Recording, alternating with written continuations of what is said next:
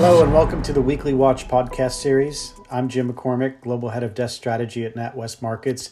This series helps you cut through the noise in global financial markets with a quick take on the upcoming trends to watch. It goes without saying that the past week was a pretty dramatic one for U.S. politics. It started last week with the New York Times article on Trump's taxes. In the middle of the week, we had the controversial first presidential debate. And of course, we ended the week with Trump testing positive for COVID and being hospitalized late Friday evening. It is too early to know for sure how this impacts the election, but two things we do know is firstly, Trump's COVID news and his hospitalization adds new uncertainty to an already very uncertain election. Global equity markets are opening this week on fairly firm footing. We'll see whether or not that can be sustained. Secondly, the real news last week was a major swing in the polls and betting markets toward Joe Biden and the Democrats. For instance, Trump's probability of winning in the 538 election model is now just 19%. That's the lowest in the election cycle with just 19 days to go before Election Day. Betting odds have also moved towards the Democrats, but not quite as decisively.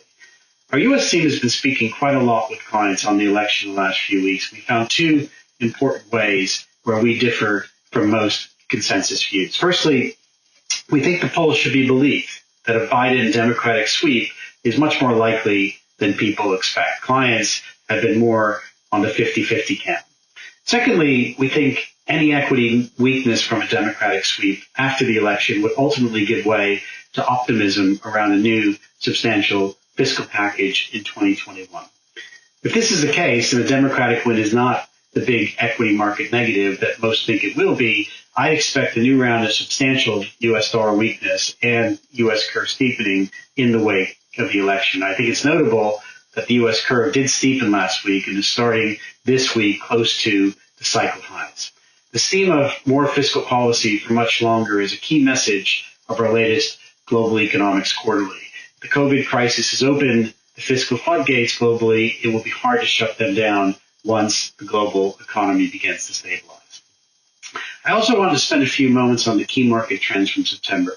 The stall in global equity markets is what I think most investors will remember most about last month, but the real story in September was big trends in currency markets. It was a similar story, in fact, over the past 3 to 4 months. And in general, this underscores a theme that we have talked about for some time, which is FX markets and currency volatility will benefit from the economic, policy, and political trends in the wake of the COVID crisis.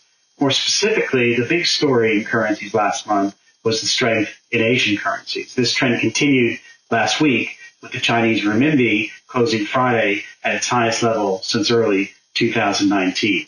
I've spoken a lot on the bullish case for Asian markets and currencies on this call before. Many of the key arguments were on display last week, most notably the strength in Asian purchasing manager surveys and continued strong rebounds in the global goods cycle. This week has a quieter calendar than last, although my guess is it's not going to be very quiet. 2 things that I would highlight are firstly, we're entering an intense period for Brexit negotiations heading into the EU summit next week. Saturday's virtual meeting between UK Prime Minister Johnson and EC President von der Leyen did not really break any new grounds. There's still big gaps to close in certain issues, and the risks remain pretty finely balanced for a deal. Judging from the recent sterling rally, markets seem pretty confident that a deal is coming. For us, it seems a little too early to take that view. Also, this week, we are in the 2021 budget season for the euro area, and this Thursday, the EU is likely to announce the timing of its first EU bond. We expect a 10-year, $10 billion auction to be done next week. Related to this, over the past few days, we've been updating our numbers on euro area budgets and supply for next year. And there's lots of different numbers, but the key metric for me is that net supply for euro bonds in 2021 is expected to be 750 billion. This is up from 550 billion this year and an average of just 165 billion per annum in the past 5 years. Net, as with the U.S., the story for Europe next year is expansive fiscal spending, huge supply, and very likely steeper curves. I hope you enjoyed this episode of the Weekly Watch, and please do subscribe to our channel to get future episodes. We also encourage you to explore more of our content on our website and social media channels. Speak to you again soon.